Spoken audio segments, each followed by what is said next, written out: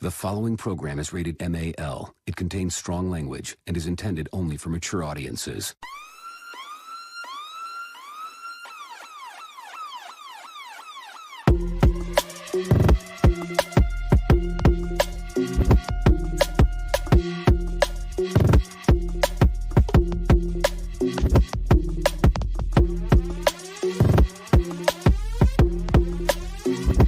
The show that gives you everything and nothing at all. That's everywhere you don't want to be. It's Ruben, Mo B, and on the ones and twos, AG.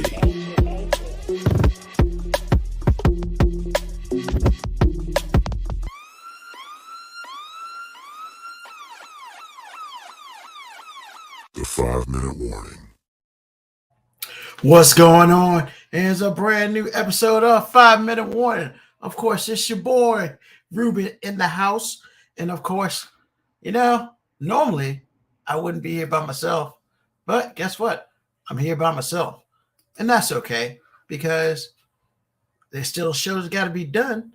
And Mo B will hopefully be joining us later. AG is in an undisclosed location. And you know what? We still got a lot of stuff to talk about today. So, another NFL day, another Washington loss, and I really have no words except that for some reason, it doesn't matter what happens, we can't beat the Giants. They got our number. I just don't know. I don't know. There's no rhyme or reason to sit here and give excuses. It's just they have our number.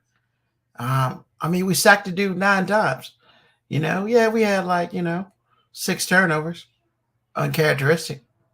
Or is it? But yeah, we lost again. And I don't understand why we keep losing. But we're 4-7. Hey, maybe you just got to go through some bad times to get to the good time. Everybody's calling for Rivera's head. To be perfectly honest with you, I feel like it's not Rivera that should be gone first. We gave up 31 points. Okay, 24 points to the Giants. Really? 24 points to the Giants. The first game was 14-7. What are you going to do? This game was 31-21, I believe, or 20.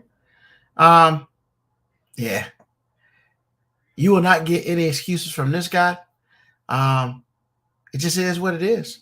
We can't beat them, and, that's just what it is. There's no other way to say it, and that's what it is. So, other than that, some really good games of football today, But we're not going to talk about football anymore because all it's going to do is make me sad.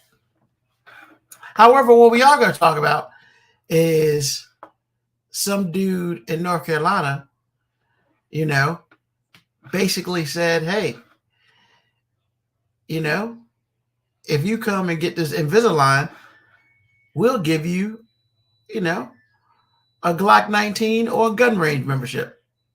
What? We handing out guns for people to get Invisalign now? As true as that may sound, it's not a lie. So what happened was in North Carolina, Wake Forest orthodontist said we're going to give a free Glock 19 or a gun range membership to the recipients of Invisalign promotion this week. Well, it was supposed to go out to a gun club and range customer mailing list, but it went to everybody. Hey, what's going on, Moby? What's up, man? How you living? Hey, man, I'm chilling, man. Word. So, did you hear what I was talking about before you came on? Nope. So, this orthodontist in North Carolina decided to do a thing where, hey, if you come and get this Invisalign promotion, we'll give you a gun range membership or a Glock 19. Fix your teeth, we give you a gun. But apparently, it was supposed to go to the Youngsville Gun Club and Range customer mailing list. Now it went out to every orthodontic or potential orthodontic patient in North Carolina. Went to the whole state of North Carolina who get their teeth done. A whole bunch of people trying to get their teeth fixed there. I mean, Invisalign might have jumped up, and apparently it's a brand new business and stuff like that.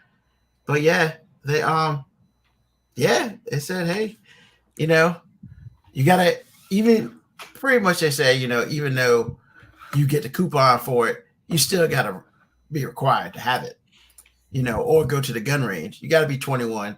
You can't just roll up and we give you a pistol or we give you a membership, But hey, they didn't say how much business it brought in. I mean, I just thought it was a little brave. I mean, what do you think? I mean, whatever it is to get that Invisalign sold. That's an interesting cross promotion. Because when I think about Invisalign, I think about guns. I mean, in Kentucky, they don't know what Invisalign is, but they know what guns are. So maybe they're just trying not to become Kentucky. I mean, why do you say Kentucky? They don't know what Invisalign is. Oh, because that's the place where people don't drink water; they drink Mountain Dew as water. I'm pretty sure they're not the only place that has that issue. I guess, but yeah, I saw that this week, and I was just like, huh. But of course, good old Florida can't be upstaged, And I'm sorry, I'm venturing a little bit of your territory, but in Florida, a roofing company promoted a free AR in a turkey with a purchase of a new roof.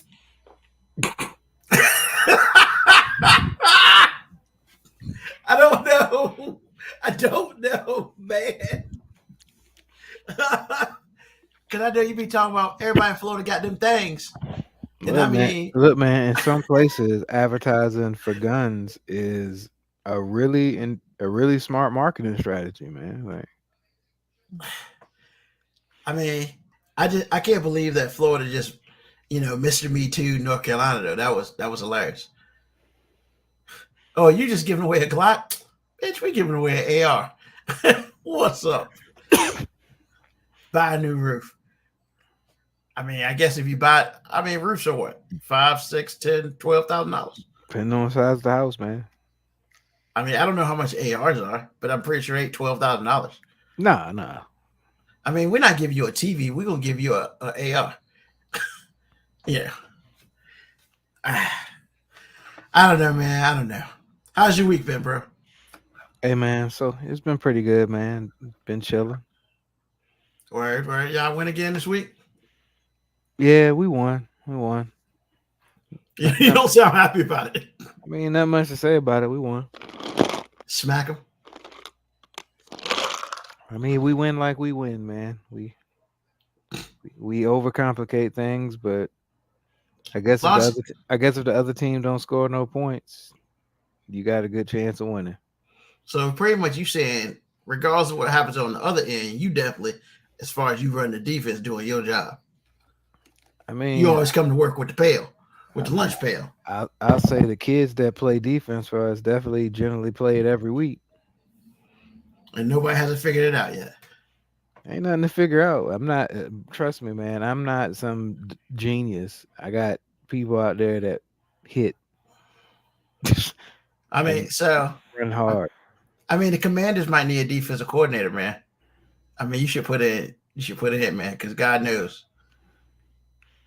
I mean, yeah, that's all. I mean, when you trade away your bookend defensive ends, why are you expecting the defense to get better? Well, but here's the fun part. Here's the fun part about that, right? The fun part about that is we were getting 30 points going on with them. So, like, once again, why did you think it was going to get better? I don't know if I expected to get better, but we did have 9 sacks today. And somehow this dude survived. And then somehow we decided to give the ball away 6 times. So I don't even. I mean, I'm just glad we scored more points this time than we did last time. I guess if there's any type of victory from that, but we lost to the Giants, man. We haven't beaten the Giants in like 6, 7 years, man. I'm kind of over it. I mean, they pull dudes off the street and we I, lose. I mean, I wasn't gonna bring it up, but I did. No, I brought it up, man. It's there, man. It's funny how everybody's talking about they should fire Rivera. Rivera? Like, I'm not saying he shouldn't be gone, but what? Nobody mentioned Jack Del Rio? Like, I mean, but who brought in Jack Del Rio? Well, that's what I'm saying. But I'm saying, like, I guess what I'm saying is, why you fire the coach when he ain't fired nobody yet? You know what I'm saying? Like, I'm surprised Jack Del Rio's still there. Like, to be perfectly honest with you, if freaking Buffalo fired their offensive coordinator because the damn special teams dude couldn't get the job done, and Jack Del Rio still employed, bro. Like, I don't even know. Which was a complete bitch move by the Bills, by the way. Why? Why you say that? Well, I mean, I'm pretty sure he didn't tell his quarterback to throw like 3 interceptions. And on top of all that, I'm pretty sure he wasn't the guy saying, hey, make sure there's 11 people on the field for the kick. So it's like, you don't think the offensive coordinator should have been fired?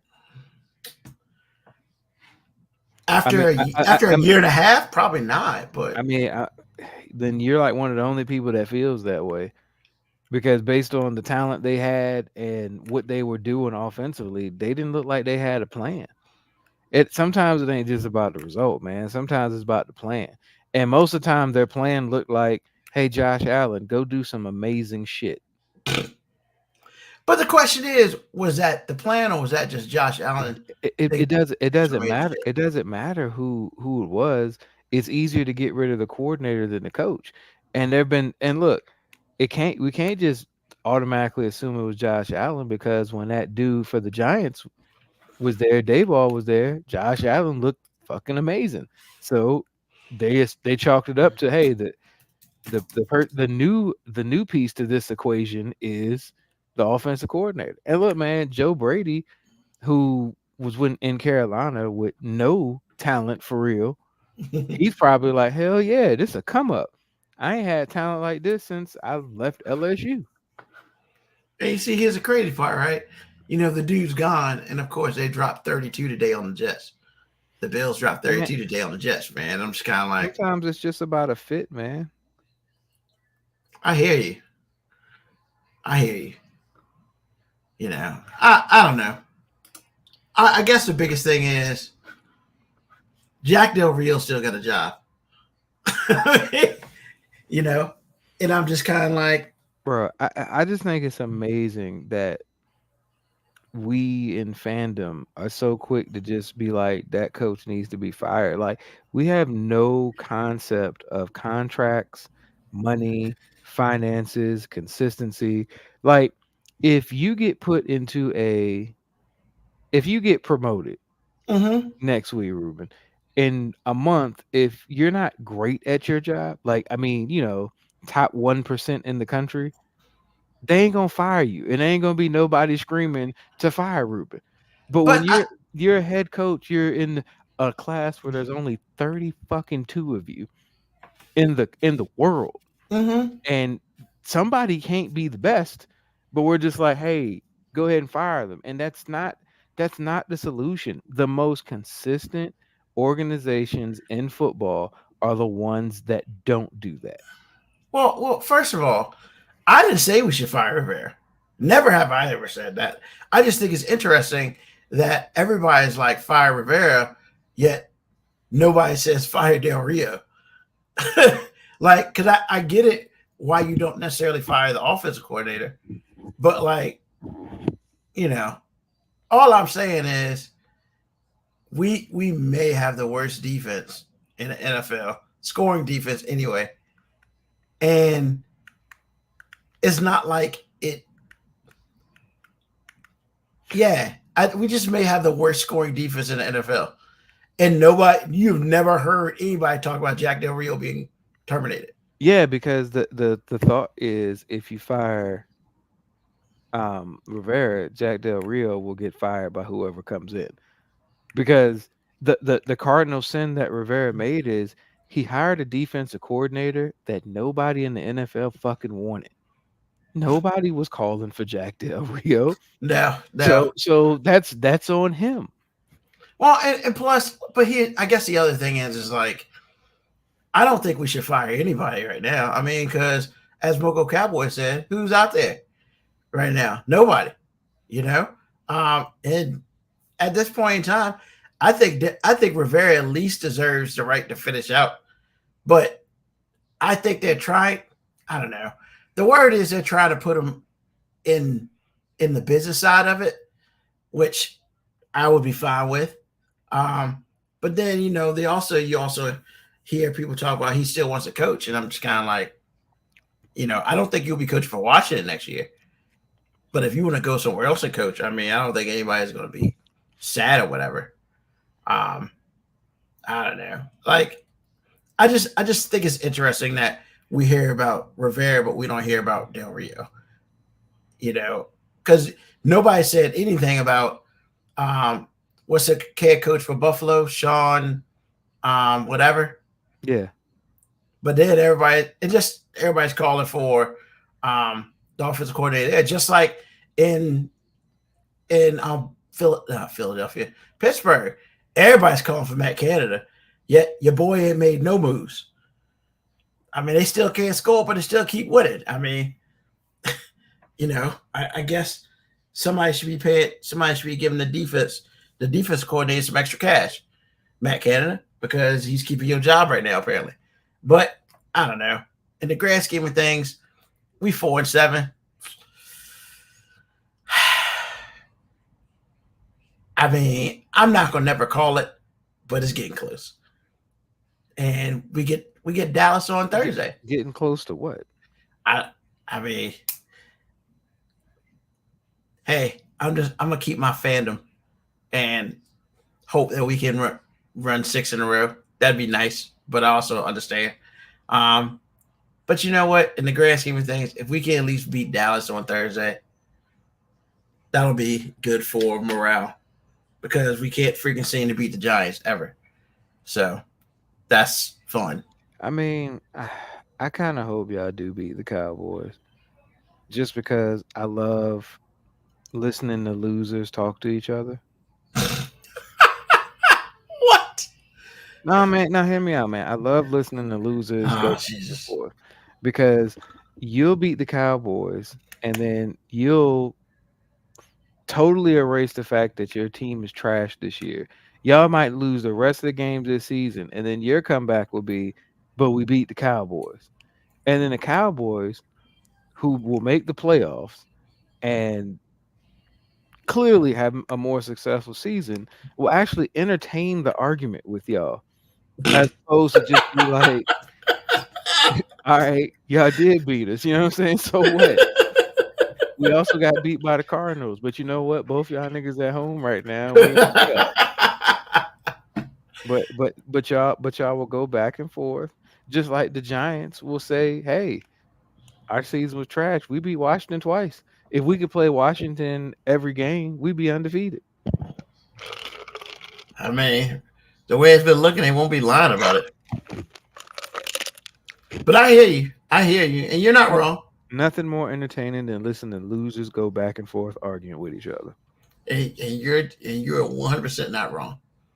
I'm enough in my family to understand that. Because you know what us Raiders fans never do? Argue with other losers. We too busy arguing about our own teams. Wish your team did not look bad today. I mean, we haven't looked bad since we got rid of those trash ass coaches that we had. Well, them and your quarterback. Yeah, I'm not so bad on Jimmy G. Jimmy G did what Jimmy G's supposed to do: take the money. O'Connell didn't play it bad. That last interception was horrible shit. Take the money and go look like Jimmy G. Yeah. I mean, Jimmy G been one of the most consistent quarterbacks his whole career. He's been very mediocre, and then he's been very hurt. That's what he does. He's He been goes getting paid. he goes out there. He's mediocre. He gets hurt. He cashes them checks, and next year somebody else will still pay him because there'll still be a whole bunch of people out there saying, "But he's a winner.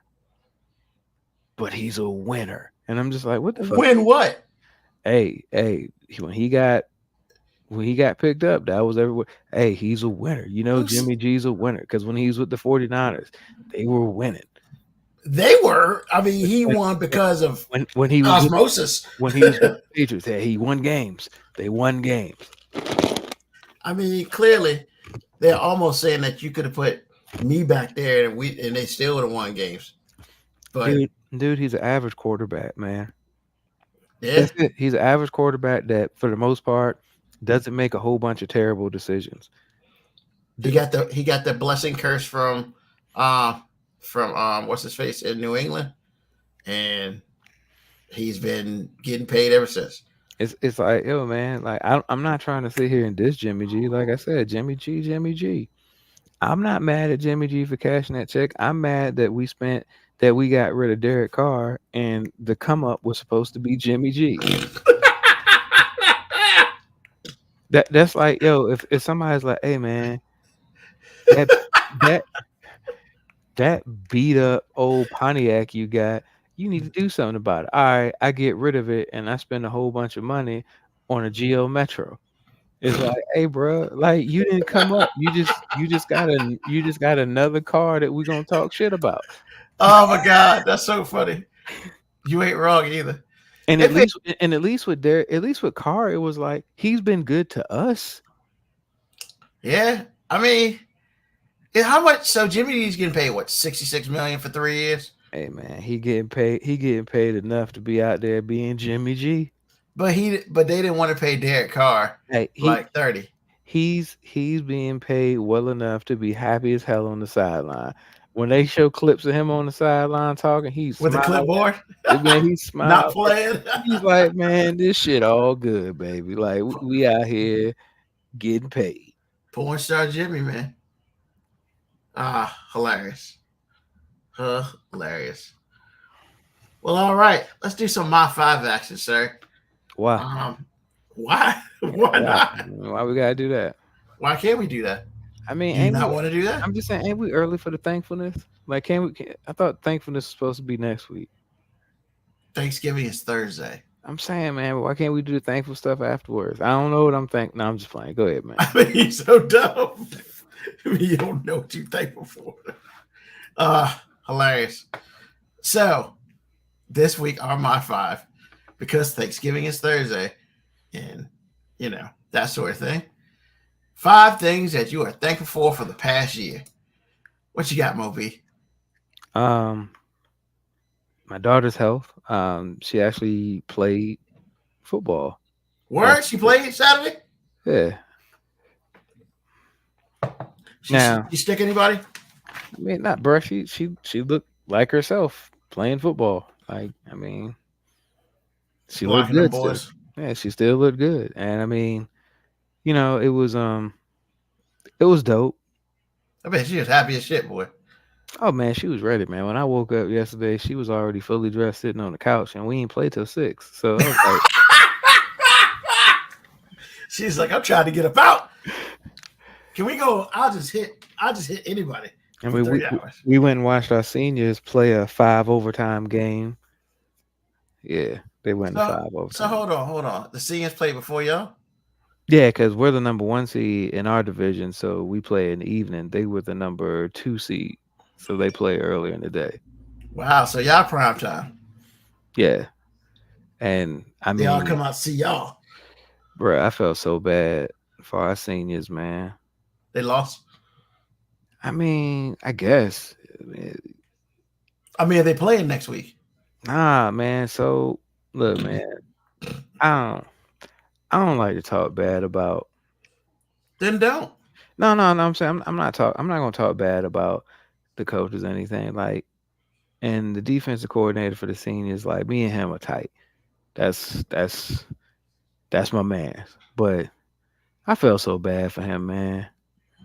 How you be the defensive coordinator And this is what he can literally say out loud, Ruben. He can say this out loud, and it's true. My team played 4 quarters, gave up no points, created 2 turnovers, and we lost. Wow. We didn't give Offense up. couldn't do nothing. Huh? We didn't give up our first point until the second overtime. Hold on. Oh, you talking about the other team? Yeah. Wow.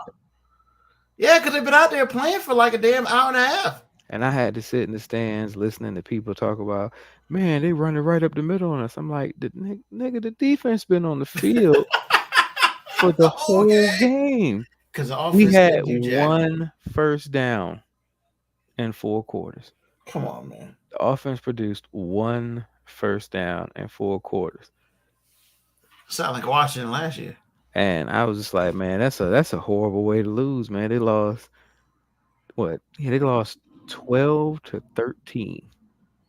Ooh, they got 2-point conversion. The other team got conversion. They didn't. And here's the crazy thing. They almost still forced another overtime. It was 4th and 38.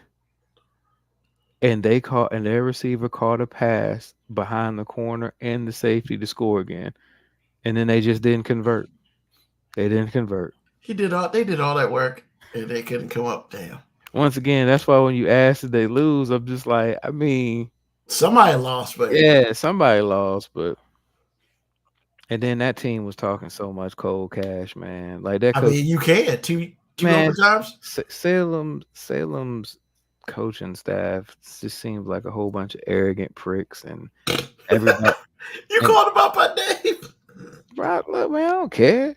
I mean, they seem, and I don't know them personally. I'm just saying the perception is, and everybody has been gassing them up like they some A+ coaches. Like they were talking about the juniors, like, oh man, they were trying to play the underdog card on us. Like, oh man, y'all got all the talent. Nobody believes in us, but we're gonna go out there and give it our all. And you beat them, right? I'm like, well, come on, man. Don't sell me this underdog story, because then on their own, I'm looking at other posts that other people are showing me where they're just like, man, we're just gonna outcoach them because they always got talent. They don't know what to do with it. And when they said that, I was just like, man, all right. That's a personal offense. They might as well gave y'all bananas and shit.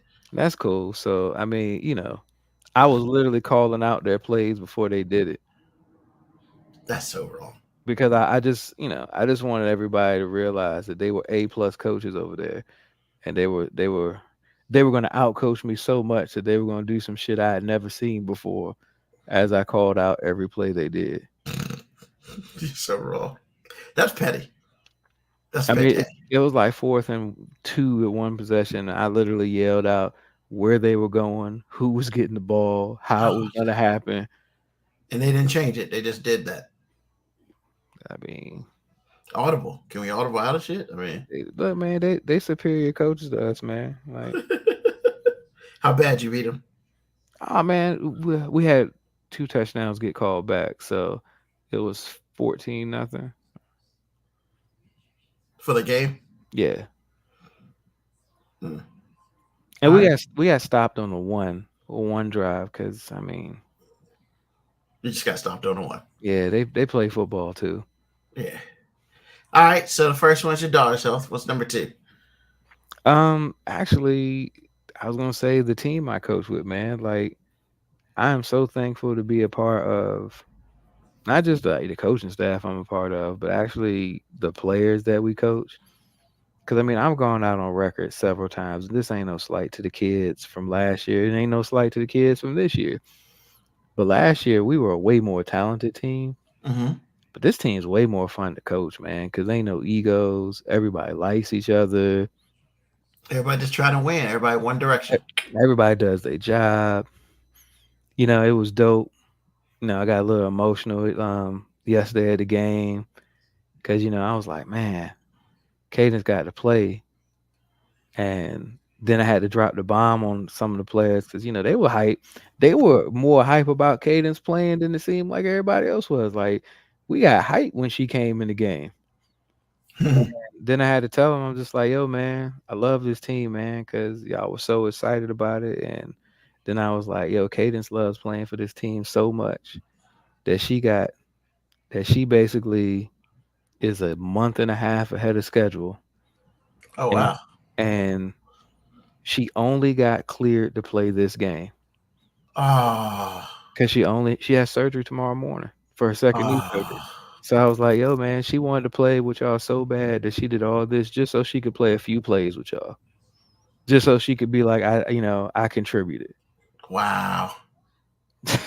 And all the kids got sad. I don't know if they got sad, but I mean, honestly, it was like a rallying cry, man. But it's like, she's at all the practices and everything, so like they respect her. It ain't like, that's just the coach's kid. So they put it on like, nah, man, she practiced with us this week. And when she was hitting the sled and driving people, it was like everybody accepted it. It was like, damn, if she'd have been here, she probably would have been the best offensive lineman this year too. Hmm. So it's a win for Cadence now. Oh yeah, hell yeah. Nice. And I mean, when she came, she was only supposed to play one play, and then she came in, played that play, and the next drive, I was like, man, go back out there and play a couple more plays. And we just ran behind her every play. Like, Nice. Hey, that's good stuff, man. That's good stuff. She'll remember that joint. oh man, she ain't gonna remember it like I will. I mean, hey, that's being a dad. That's actually probably the greatest sports moment I've ever had in my life. Good Um, stuff. yeah. So the other thing I'm thankful for, man, is like it's all family oriented, but it's just family in general, man. Like, Hmm. we had our Thanksgiving at my grandma's this Sunday because we always do it before Thanksgiving, and Yeah. just you start to appreciate those family outings a lot more when you get older, especially when you start remembering all the people who ain't there. Yeah. It starts to really hit home. And I'm like, damn, I've been doing this for well, since I can remember. I'm say I can remember at least about 35 of these. You know what I'm saying? Again, Yeah. I don't remember when I was 3, 4, but I can remember at Yeah. least. I'm gonna say at least since I was able to make my own plate at the kids' table, I remember at least about 35 of these things, man. And that's a lot of faces missing, man. So like Yeah. it makes you thankful for the faces that are still there. Even Yep. even even the new faces and some of the faces that I don't like. I'm like, I wish you weren't here, but I'm thankful that you are here. Like I mean, look, man. Appreciate the backhand slap, you know. Look, nah, man. Nah, I'm not gonna act like I'm the only person that be at some of these family outings, and you got some people there that you really don't necessarily care for. He's like, man, his ass always show around when there's a free meal. Nigga, I don't see your ass 363 other days out the year, but I know Thanksgiving Christmas, dinner Thanksgiving. and Christmas dinner, Yeah. your ass gonna be here for a plate. Talking to everybody like he been there the Like you've whole been there the whole time. time. Saying shit. Oh, I remember when you were this little. Nigga, I don't remember anything about you except for you always having a plate in your hand that you had nothing to do with. Oh man, can't choose your family, bro. Can't choose your family. Oh man, but look, like I said, still thankful for it, man. Still thankful for it. I'm thankful for the home front, man. Like the house. Um, it's a cool thing to realize that literally everything you care about is in one location. Mm-hmm. Not everybody can say that, man. There's Very true. a lot of divided households and stuff, and I don't have that, man. Like, and most importantly, man, I'm thankful for a supportive ass wife, man.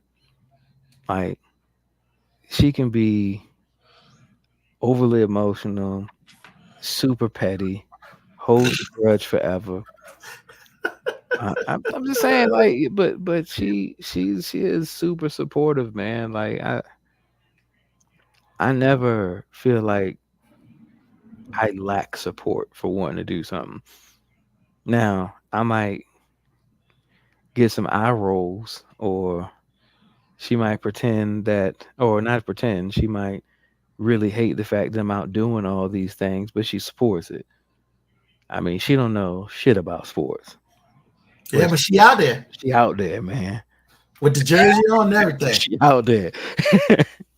She out there with the brown jersey on and cheering on everybody. And yeah, I seen her in action. Getting mad at other other parents who be talking shit about the coaches, and I'm like, look, you just now starting to hear this stuff, man. I've been coaching long enough where I know how to tune that shit out. Yeah, Don't bother me at all. yeah, But yeah, man, that's it, man. Just thankful for a lot of family shit, man. cool. Yeah, my list is pretty similar. Definitely thankful for the home front. We've talked about a couple times about just having your own. That's important. Um, build your wealth, however you choose to do it. That's important. Um, you know, I'm thankful for the show, as always.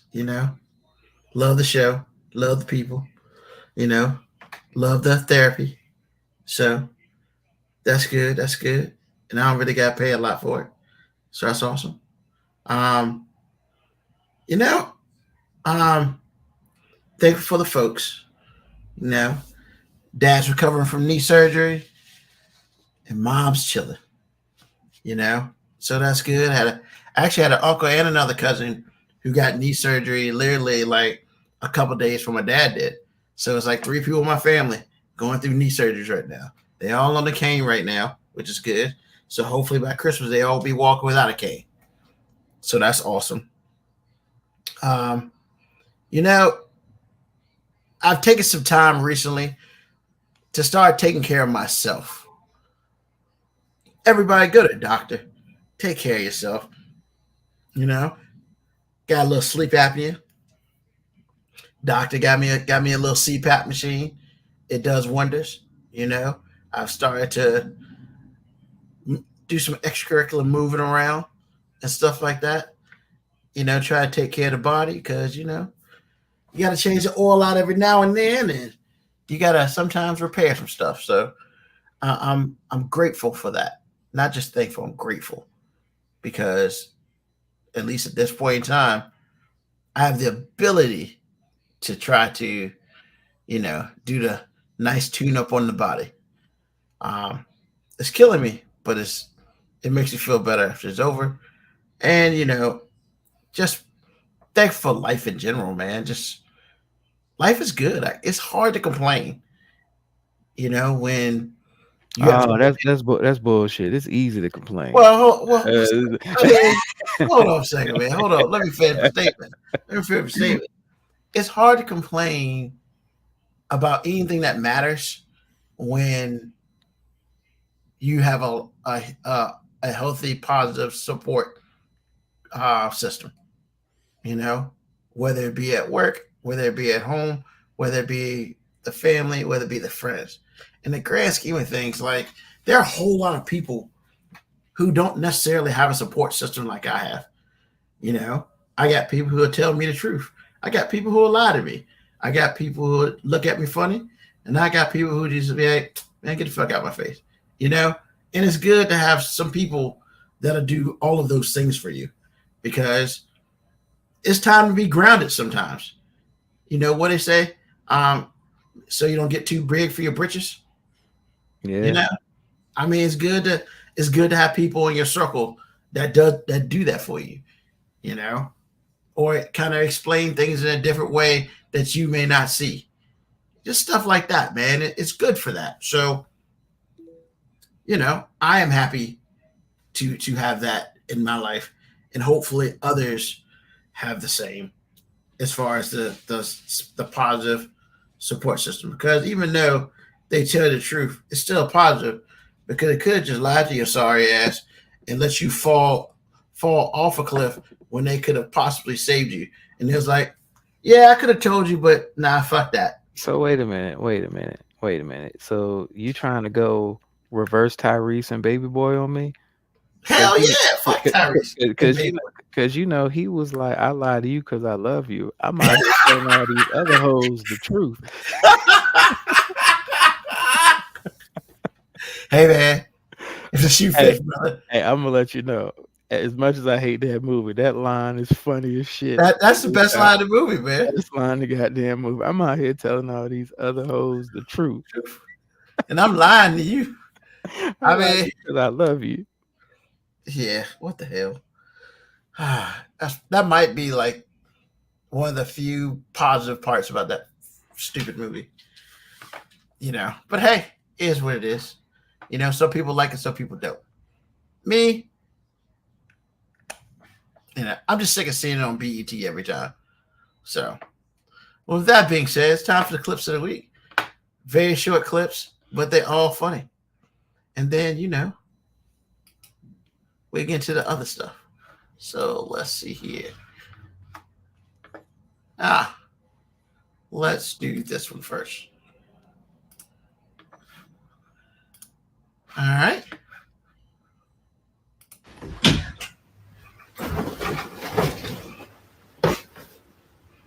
EA Sports. It's in the game.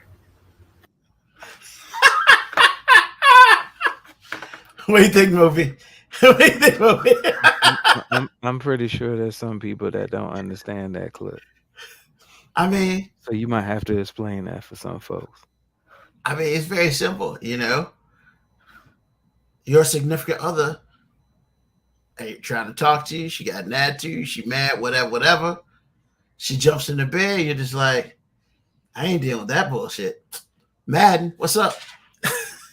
Hey, man, I was listening to an interview with Chad Johnson, a.k.a. Ocho Cinco, and he basically was just saying, man, like, look, you always got to have a relationship in your life that you can count on. And he was like, I don't care who I was dating, what I was going through. FIFA won't go ever let me down. Never. Man won't go let me down. And man don't let me down. He was like, oh, what? He was like, oh, you like fuck me? Cool. I go play FIFA. Oh, you tired of my shit? Cool. Let me put on this Madden. Yeah. You don't want to talk to me no more? All right. It's more time for me to play FIFA with people I actually like.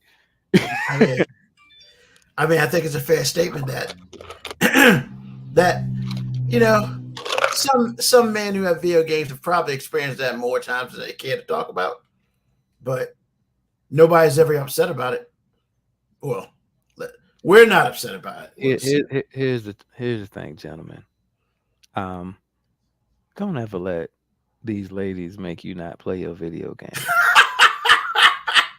Now, here's the thing. Is there a time when you have to rein that shit in? Yeah, man. Like you can't be playing video games and not doing the things that you actually are supposed to be doing. Like you can't be playing video games and lose your job because instead of going to work, you was playing Call of Duty. Yeah, but if like you look at her and she's like not entertaining with you, like you're like, hey, what you want to do? And she's like, nothing. I'm just gonna chill. Turn your fucking video game on. Like, I'm just saying, man. Like, look, man. I tell her straight up. I play video games because it's counterproductive. It's a time where I can turn my mind off. You can escape reality like last week. Yeah, I'm playing Madden. You know why I'm playing Madden? Because I can't play actual football no more. You know what I'm saying? Because I'm not trying to get hit. I'm out of shape. You know what I'm saying? I get tired watching the players run, and I'm standing there. I'd be exhausted.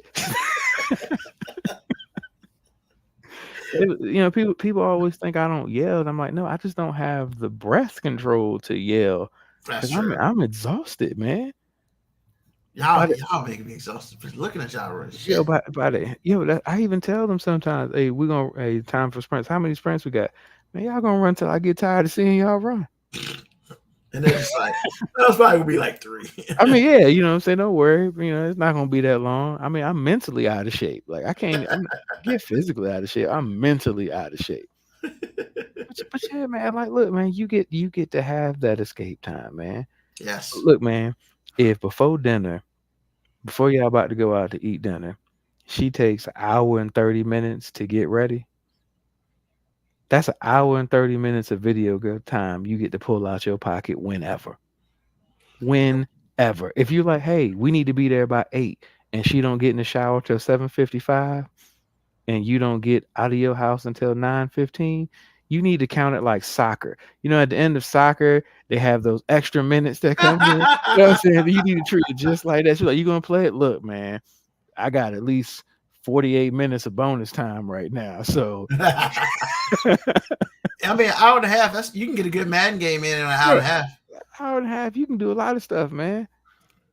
Yeah. Hilarious.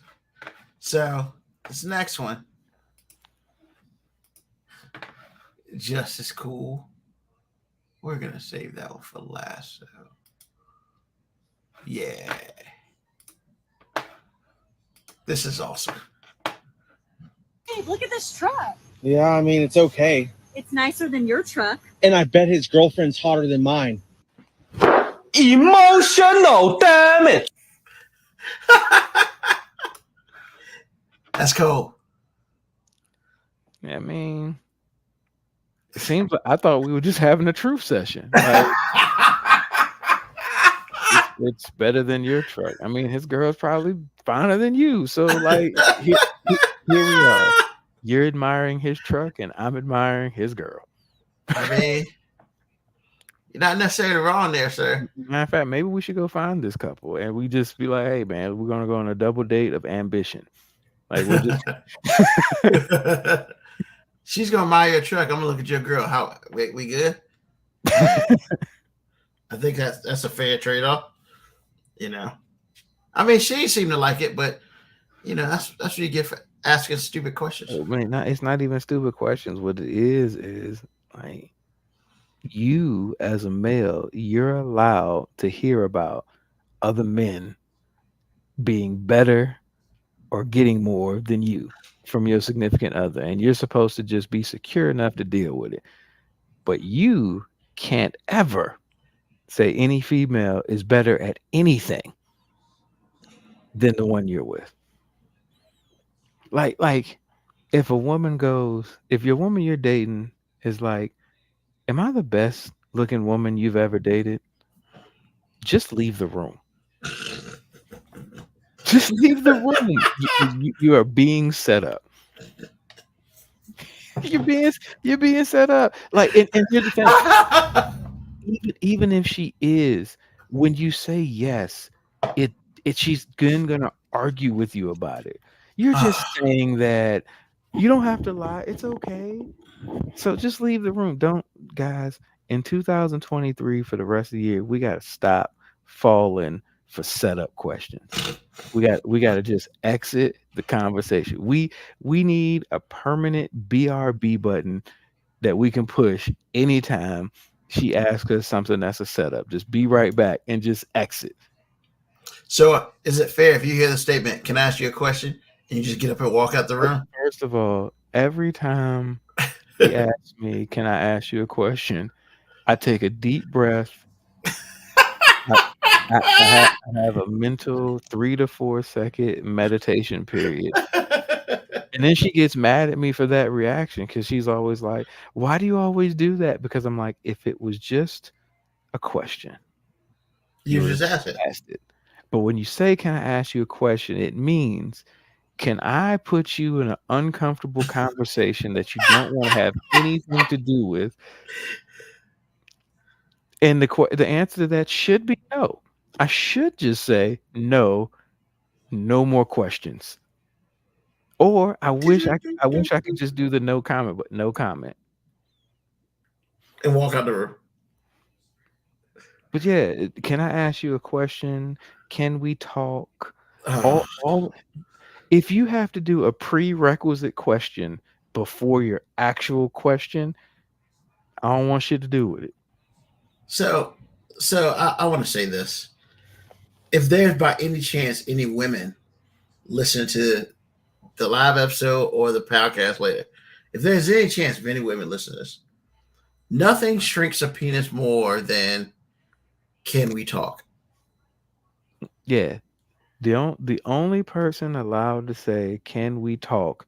and make something good happen afterwards is if that Tevin Campbell song is playing. 'Cause that's just a feel good song.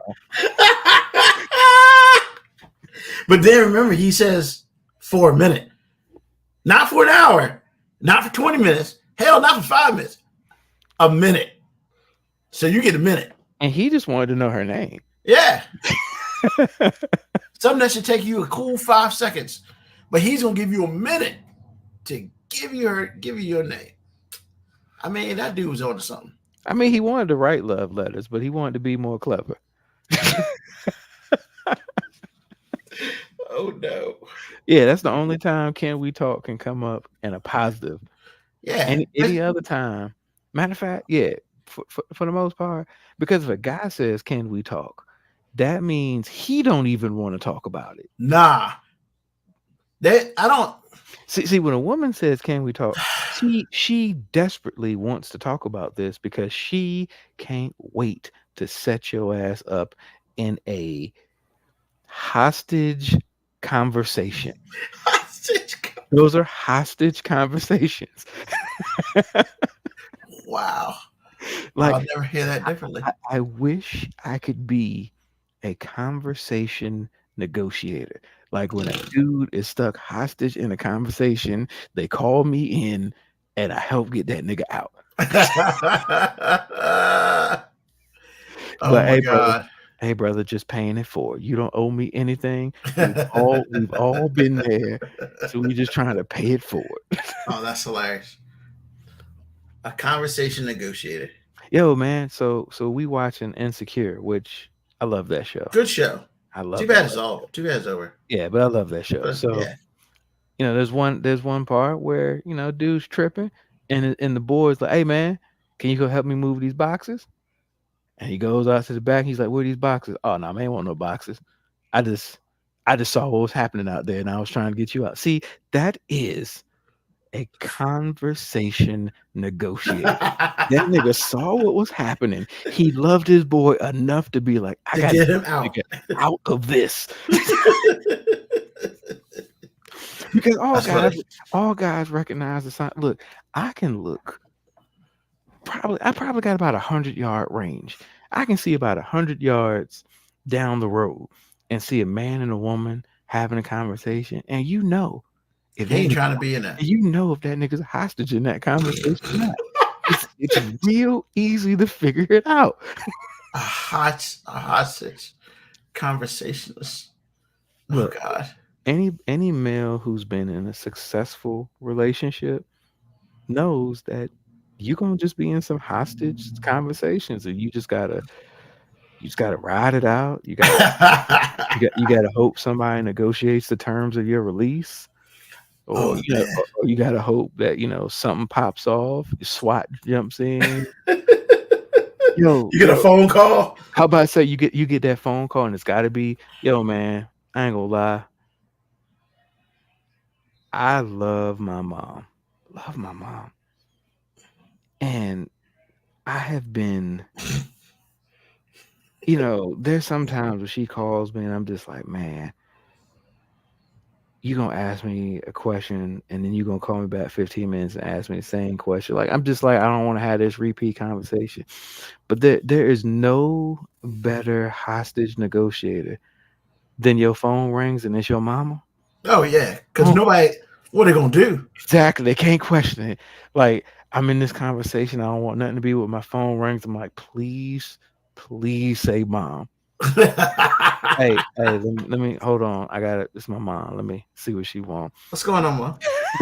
Just walk away.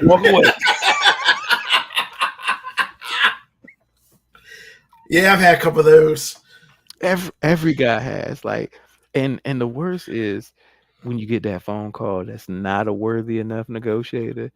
Like, hey guys, I'm gonna let you know this is a free game I'm giving you. If you are in a hostage conversation that you do not want to be in with your significant other, and the phone rings and it's one of your boys, you have to ignore it.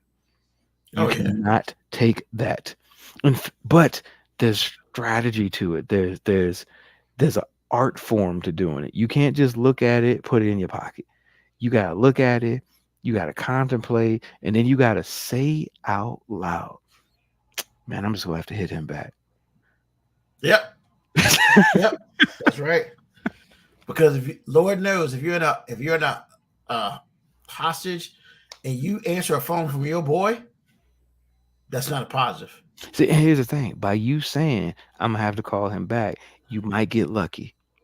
You might get lucky and be like, "Oh, did he need something?" Nah, I mean, he said he was gonna call me. Look, it probably ain't important. Yeah, You got to try to use. You got to leverage this to get out. that's right. Because she might be, well, he needs you. Go ahead. Now, and guys, this don't work that often, but niggas don't hit the lottery that often either. Don't stop playing it.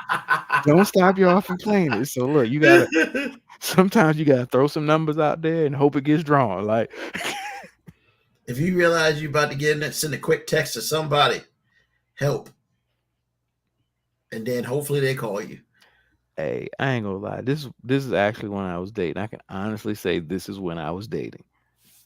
Cause just in case I don't want somebody that I live with to feel like I've done this to her. I really haven't. I legit have not. But not gonna say no names. But when I was dating a young lady, she did hit me with the "can we talk?" And I was like, sure. And I drove to where she was at because I'm like, she wanted me to come see her. I knew this wasn't going to be good. So I did it was brilliant. I called my mom, let it ring twice, and hung up. Which means she's going to call you right back. And then I walked in. Oh, that's so mean. But Hey, it worked. You said mean. I was like, nigga, I was a 24-year-old brilliant dude. I was a genius. I mean, you know what's worked for me sometimes? Like you're in a conversation and the only you realize like nobody can save you, but there's only one thing that can save you.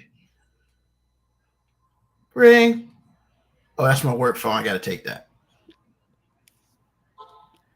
I'm gonna let you know when you have two phones, that makes it even better. Yeah, it is. Makes it even better.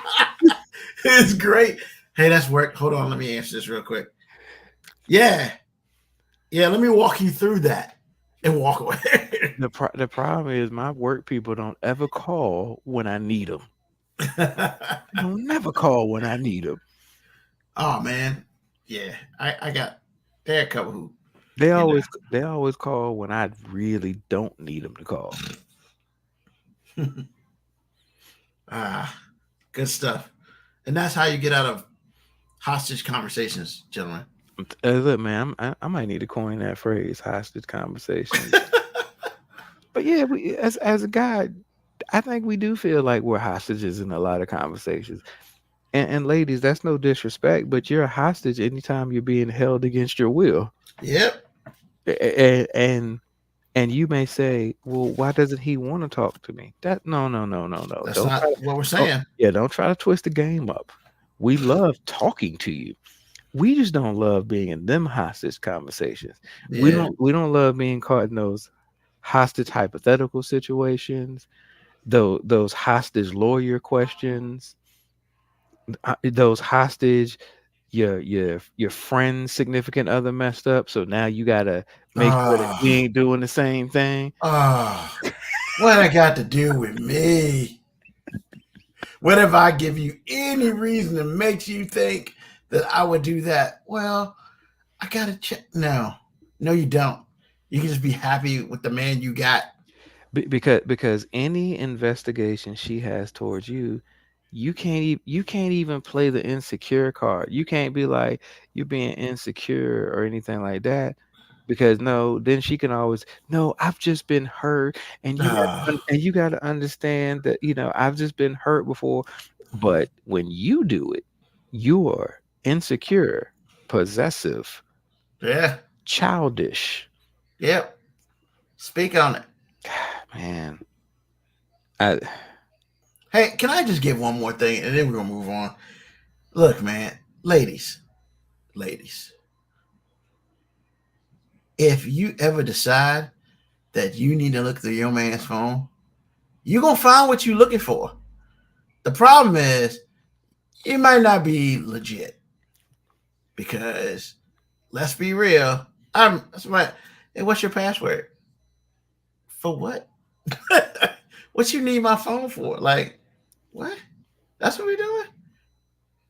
And it's just like, look, you're gonna find something that you're gonna take out of context. Oh, And especially if you look at the way guys text each other. oh my Oh god. my God. Like, oh, Just oh. yeah. Like if you ever talk about we need to look through my phone, you've basically said it's time to break up. Cause I ain't got time for that bullshit. Here's the thing. When I was dating, that was my rule. I told a girl one time, hey, if you look through my phone, we just gotta break up. And she was like, well, if you ain't got nothing to hide, I'm like, no, see, That's not the point. it's not about that. And I'm like, look, I know that Jedi mind trick, and I get it. And you say if I ain't got nothing to hide, but here's the thing: I would gladly let you look through my phone if I thought that that would end things. But I don't want to put you in a position where the absence of evidence isn't necessarily the The evidence evidence of of absence. absence. Because if you look through my phone and you don't find anything, Or you're you erase it. You got rid of it. so then what the fuck was the point of us even Yeah. going through this? So I remember one time that same girl, man, we were at dinner and I walked away and I left my phone. When I came back, she had my phone in her hand. And she asked me a question. She was like, who's this? And I was like, nobody. And I paid for dinner and I was like, this ain't gonna work. And she was like, what? I was like, I would never go through your shit like this. Like we had Yeah. started talking and say, I never go through your shit like this. And she was like, oh, so you just got, she was like, so you're just being defensive because you got shit to hide. Think whatever you want, but you're gonna think about it from over there because we ain't doing this. Yeah. We ain't doing this no more. I mean, it's just like Now when you get married, that changes. So whatever. Like when you get married, it's different. And I guess I get it. I can honestly say I ain't never looked through my wife's phone. Don't have the patience because I'm scared if I look through my wife's phone, there must be some type of drug or magic spell that happens because I'm afraid if I look at her phone, I won't be able to stop looking at it the same way she can't stop looking at it. So I don't even want to put myself in a trap. That's like when people say, "Hey, have you ever done LSD?" No. They're like, "Well, it's amazing." No, I don't want that because that's amazing for you. I'm good. it's like because I also know how addictive that shit is, and I don't want to. I'm not setting myself up for amazing addiction. I'm cool. Yeah. And I'm too poor for that shit. I ain't got time. No money. So yeah, I've never looked through her phone, but it's whatever. Just if you're gonna ask that, just break up with me. Yeah. Because you're right, man. If you go digging for evidence of you're gonna find something. You're gonna find and look, ladies, that goes both ways. If he goes through your phone, he gonna find something that bothers him. Because you got to at that point. You got to. Well, no, here's the thing. Because usually when you go looking through somebody's phone, you have already made it up in your mind that something is there. Exactly. So you're gonna turn anything into something. Who is this you told I love you? You'll take Mom? You'll take the absence of something and be like, hold on. I don't see nobody texting you that much. So you must be deleting them all. Or maybe your dude just don't text like that. Like, or I'm not texting anybody. I mean, that can't be it. Yeah, because God, all men cheat. Yeah, whatever. I've been going back on that all men cheat thing. And I've realized that we have been looking at the whole all men cheat or all people, so I've heard some people say everybody cheats. I think to a degree, everybody does cheat because cheating is such a subjective definition. Because I've heard people say, well, if you do this, that's cheating. If you've even talked to somebody in the capacity, if you've even brought something like this up, and I'm just like, wow, there's a lot of rules to this, man. Like, a lot of rules. If you've ever thought about it, what? Not my thoughts. I can't keep my thoughts to myself. Yo, what the hell? So you mean to tell me that one time I had to get off by myself and I was thinking about somebody else that was cheating? God. That means everybody cheating. Once again, you just made my point. Oh, man. So there's one way, usually, to stop some people from cheating. And I got the most appropriate video for that. And it's awesome. Why do you have a wheelchair in your room? Is your grandma stay with you or something? Oh, no, the wheelchair's for you. Wheelchair's for me? Yeah. I could walk perfectly fine. Right now you can, but after you're not going to be able to for about 1 or 2 days. And my man. Thank you to my man.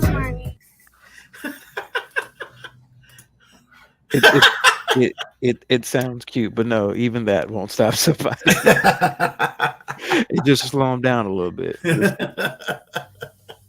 Although, boy, that's some confidence right there. Oh yeah, you got a wheelchair in your room? That's confidence. I don't got none of that. Hell no. I got a wheelchair in my room though. Shut up. No lie. You so messed up. But it's not for that reason. But I just thought about it as you said it out loud. I'm like, there legit is a wheelchair in my bedroom. I mean, is it winners? No, it's for Cadence. When she maybe you be gone and Winter just be all up in that joint. Winter can't walk upstairs to her office because you didn't put it down. When you put it down and they got to walk in a wheelchair, I mean, I guess that's what it is, right? Nah, I ain't gonna lie to the folk out there. At this point in time, if I put it down, I'm the one that needs the wheelchair. Shit, man, my groin be hurting, lower back be hurting. I'm like, God damn, man, what happened, man? I was fucking. I put in work. Like, I need to start stretching before I do these things. God damn it, KBACO. Homegirl with the Pound Town. Sexy red banger. Oh, I was talking to somebody the other day, man, and I was like, man, because it was a younger dude, man. I was like, yo, I can't, man. He's like, what are you talking about? It's like, I tried to watch the BET Awards, man, and he was like, he just saw me shake my head. It's like, sexy red. I was like, yo, that chick is trash. And he's like, yeah, she's so trash. How about this chick she's on tour right now, pregnant. What's wrong with that? A whole bunch of artists that perform pregnant. I mean, I understand that, but apparently she's like showing pregnant, and I'm thinking to myself, she ain't the first person to do that. I mean, yeah, we just had that at his fucking Super Bowl show, the most boring Super Bowl show ever. Which one? Rihanna. Oh yeah. You done forgot already. That's how boring that shit was. I mean, yeah, that shit was boring. Didn't they already announce it for next year? Ain't Usher doing it? Yeah, Usher. Yeah. I mean, Hey, look, if Usher doing it, whatever trash we can say, it's gonna be a good show. That nigga put on a good show. Hopefully, I'm hoping we get a little ludicrous. And none of that, it's gonna be Usher and friends, man. Like, Yeah.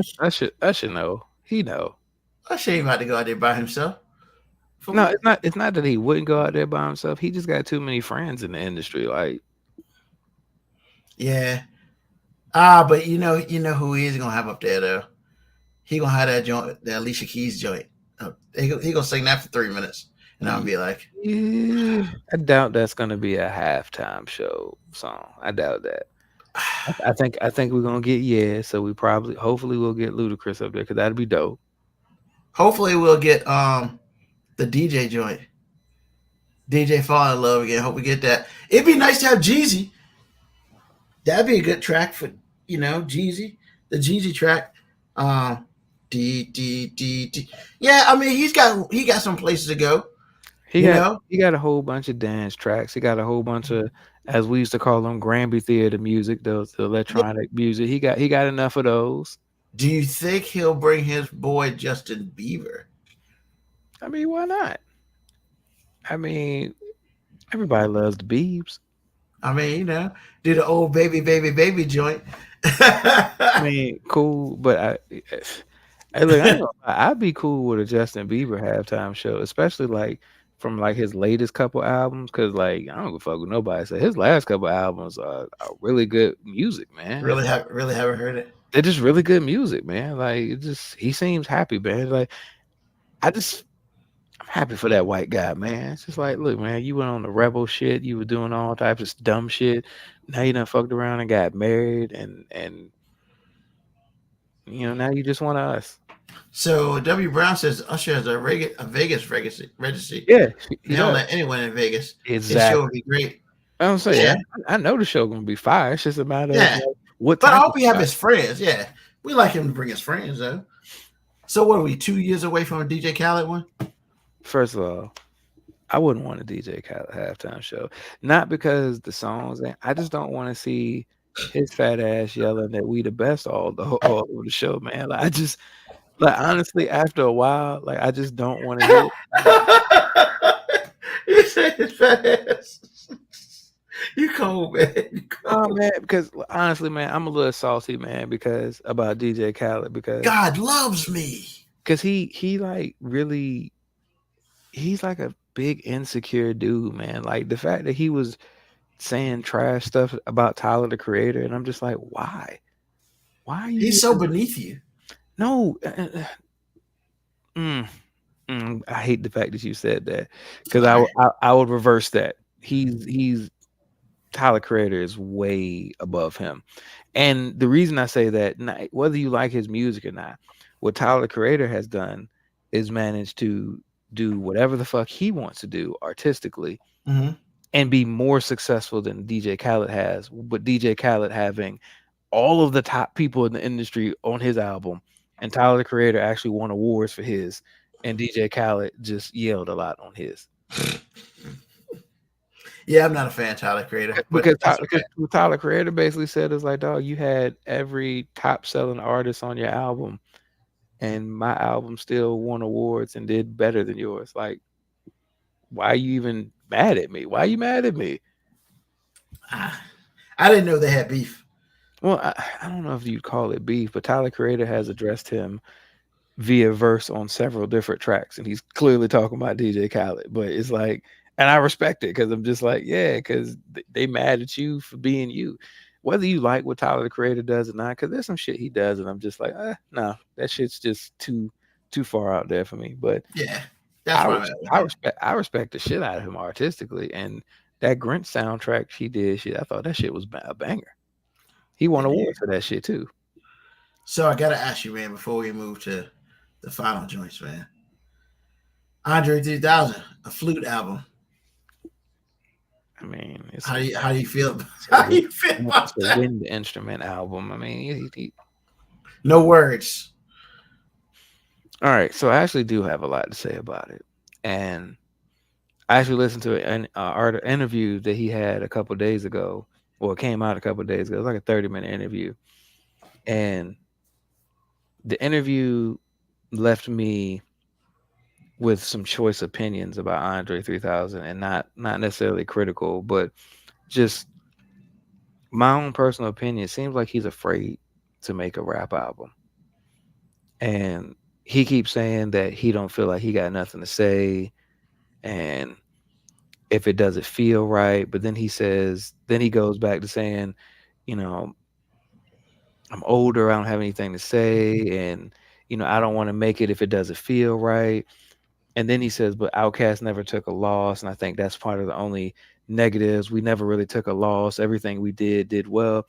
So all that wrapped up to say that I feel like he's afraid that if he makes an album where he's rapping and it's not received well, it'll somehow diminish what he's already done.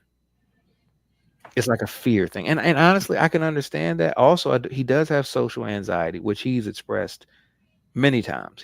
He said he hated the idea of being famous. He hated the idea of touring and all that. He didn't like it.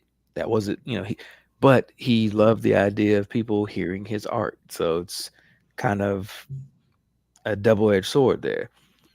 But I am a tremendous Outkast fan. Like I've always been since I was younger. Like I always used to call their music like a piece of home for me. Yeah. But I do understand that in his position, he probably gets tired of every time people talking to him. They're like, when are you going to make another Outkast album? When are you going to drop another album? Because as a fan of Andre, I would say, you don't owe me anything else. You don't owe me another album. You don't owe me another track. You don't owe me anything. As a fan, I'm thankful for what you've already done. But I will say, I appreciate the fact that he made this album because he said, he wanted to. It moved him. I appreciate the fact that he made it. But I will say, symbolically, it hurts me because I remember how excited I was when they won an award and Andre 3000 in front of the mic said, "The South got something to say." And now you just released the album in which you said nothing. So now it's like symbolically, are you saying the South don't have shit to say no more? Or are you saying that you don't have shit to say no more? And either way, it kind of hurts me. But here's the thing. I actually did listen to the Flute album. And to be honest, I've got some great ideas for the album. Like, I think some producers are going to sample the shit out of some stuff that's up there because it's some really dope sounds.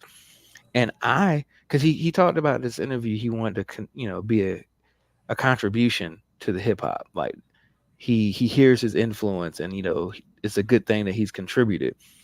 And then he talked about a conversation he had with Tyler the Creator, and Tyler was like, "Dog, you got to make another album." And he was like, "But I'm like, I'm 48, man. I don't really have what I'm going to say." And Tyler the Creator was like, "F that. You need to make another album so people like me can realize that when we're your age, we can still do this too."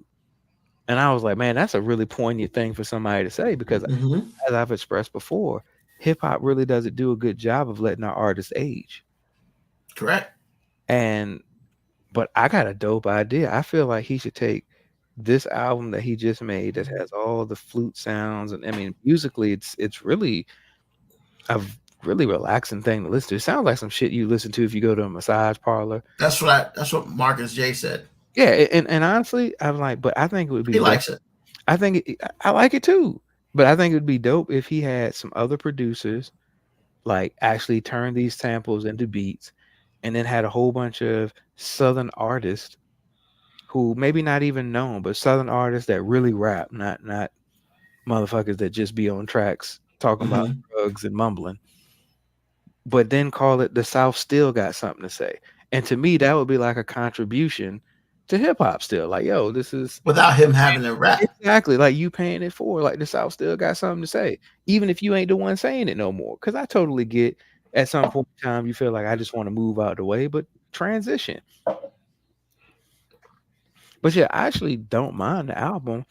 Like I said, like just a small piece of me was just hurt because I just keep remembering him saying the South got something to say. And I just listened to an album. That ain't say shit. The first thing you've released in almost 16 years. Album wise, anyway, yes. Yeah, the first thing you've released album wise in like 16 years in which you didn't say anything. And then the name for track number 1 to me is like a slap in the face. Because the name is I really wanted to make a rap album, but this is literally where the wind blew me. That's the name of the track? Yeah. So I'm just like, if you really wanted to make a rap album, you just make a goddamn rap album. You would have made a rap album. And you could have had all the great producers. You could have had the greatest rap album you wanted to have. But you did some flute shit. And that's cool. If that's you did some flute shit.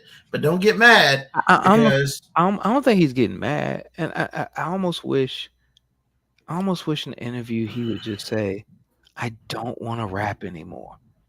Then say that.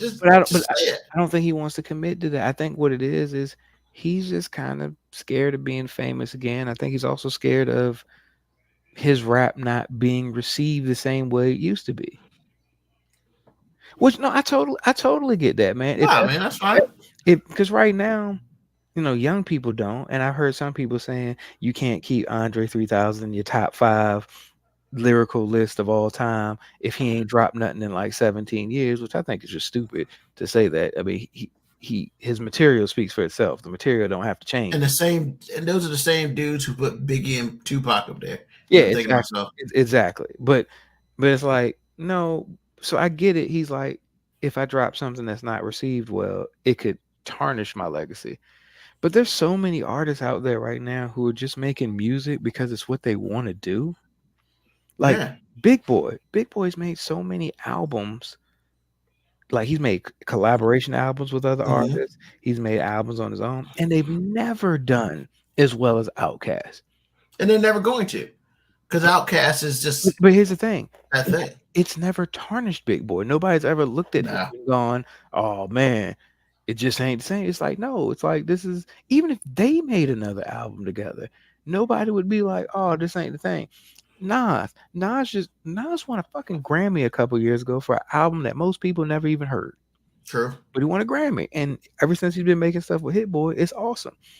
Yes, there's still gonna be those people that's like, man, it ain't Illmatic. So what?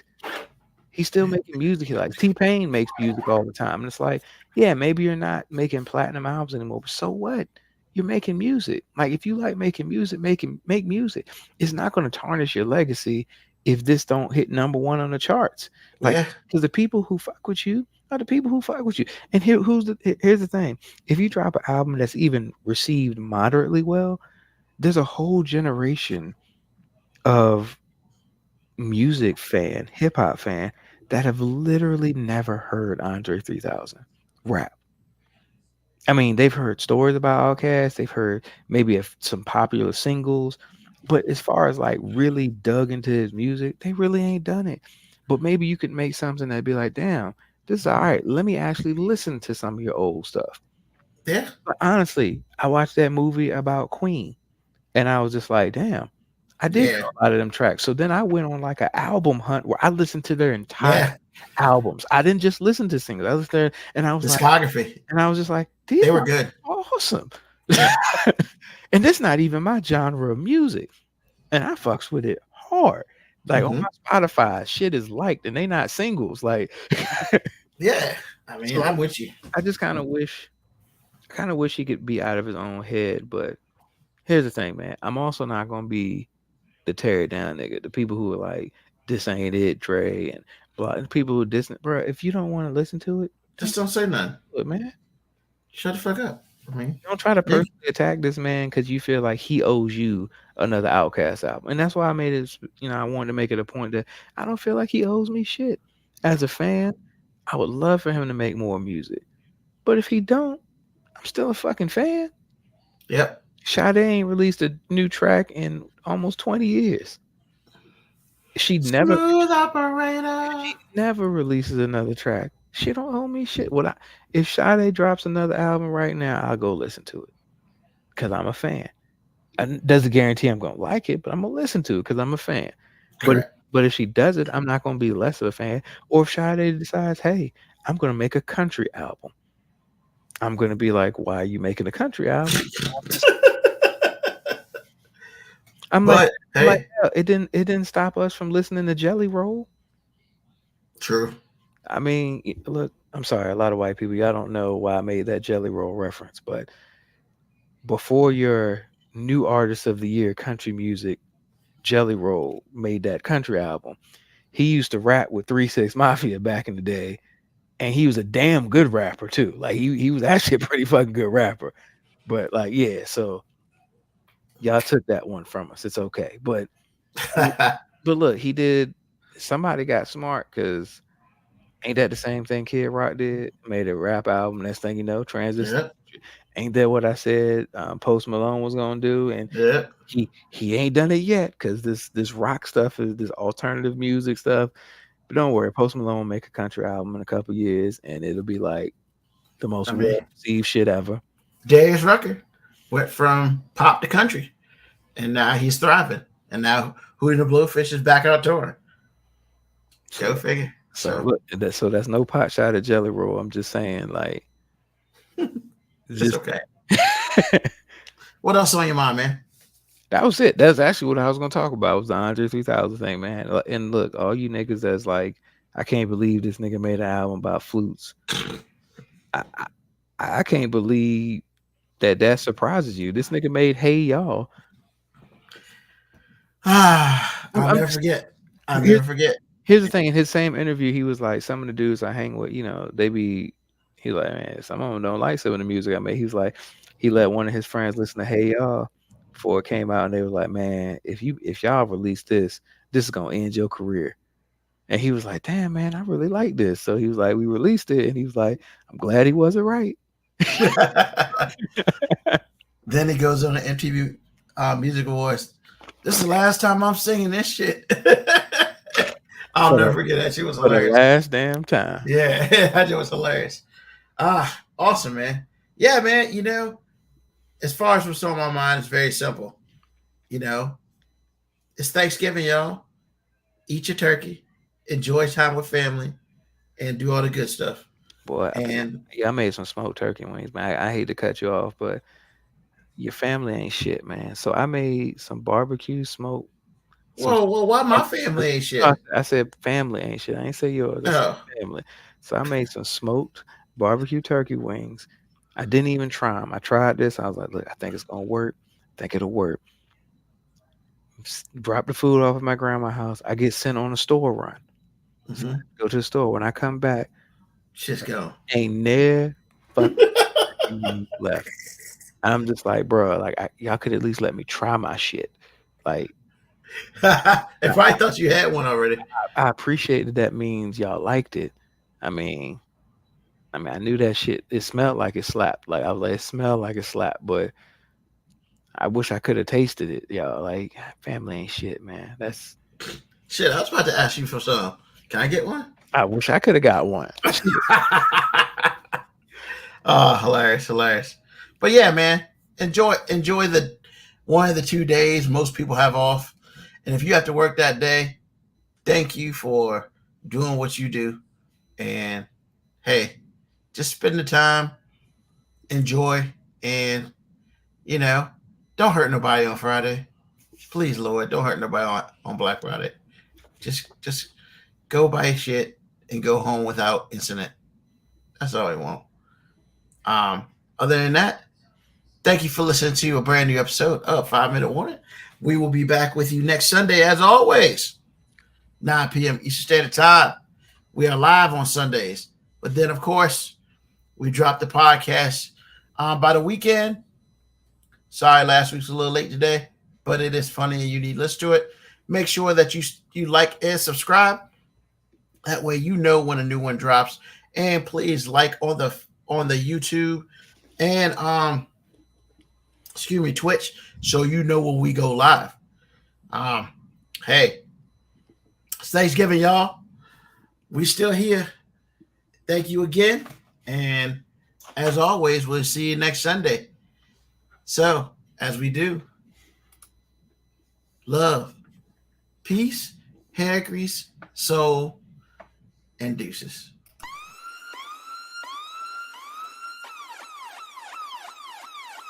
Email us at 5minutewarning19@gmail.com. And also leave comments on Facebook and Twitch. Search 5 Minute Warning. Contact us on Twitter at AG_FMW podcast, at Newsman25, at FMW 2019. Contact us on Instagram, Moby 5 Minute Warning, AG_5 Minute Warning, Newsman25. You can listen to the podcast at Apple Podcast, Spotify, or wherever you get your podcast.